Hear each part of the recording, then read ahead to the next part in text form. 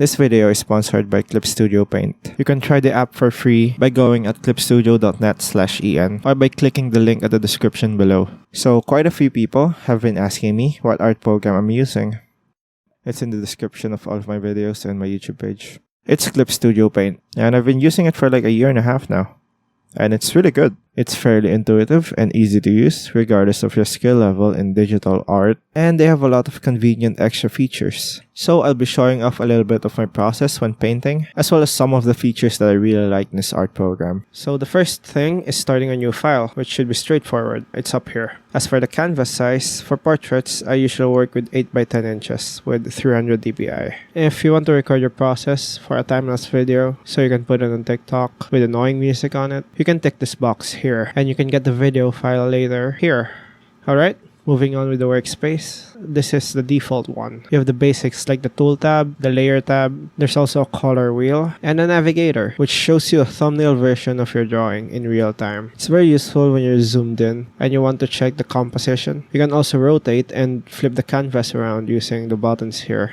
There's also my favorite tab, the sub-view tab or the reference tab. You can put your references here. All you have to do is import them using this folder button. You can put faces, poses, backgrounds, color palettes, etc. It's really useful. You can keep it where it is, or you can do what I do, which is drag it from its position and put it on my other monitor.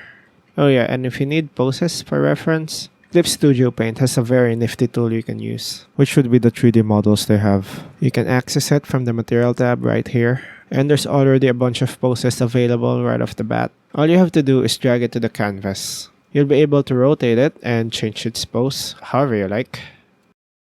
Anyway, on with the painting. I'll start with the sketch of a character. I'm using the mechanical pencil. It's one of the default brushes available in Clip Studio Paint. It basically has the texture of a pencil. It's a good brush for sketching. Of course, when sketching, I flip the drawing regularly. As should you. You should also keep flipping your drawings. You wouldn't want to end up with an abomination 5 hours into the thing.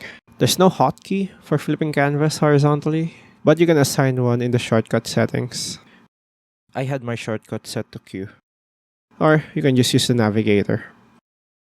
Now that I'm done with the sketch, I would proceed with rendering it. Clip Studio Paint provides a lot of really good brushes, like the round mixing brush, which is the regular round brush, but very blendy. It's really good for, well, blending. Also the gouache and oil paint brushes, and also a bunch of other brushes that I don't really use. But if you already had existing brushes from other art programs, you can import them here. All you have to do is press these 3 lines here, then the import subtool, and you can import any ABR file you have. In fact, I have my brushes from Photoshop imported here, and they work fine. You can also get some from the asset store. There's a lot of good ones that are free. When rendering, I start by using the lasso tool and tracing the outline of the sketch, then filling the selection with the bucket tool. This will be the silhouette.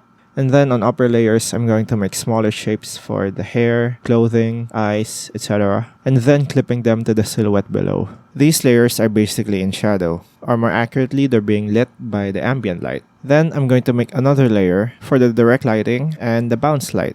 Doing this lets me control the layers individually. So if I want to make the shadow darker or lighter or whatever, I can do it without affecting the other light sources.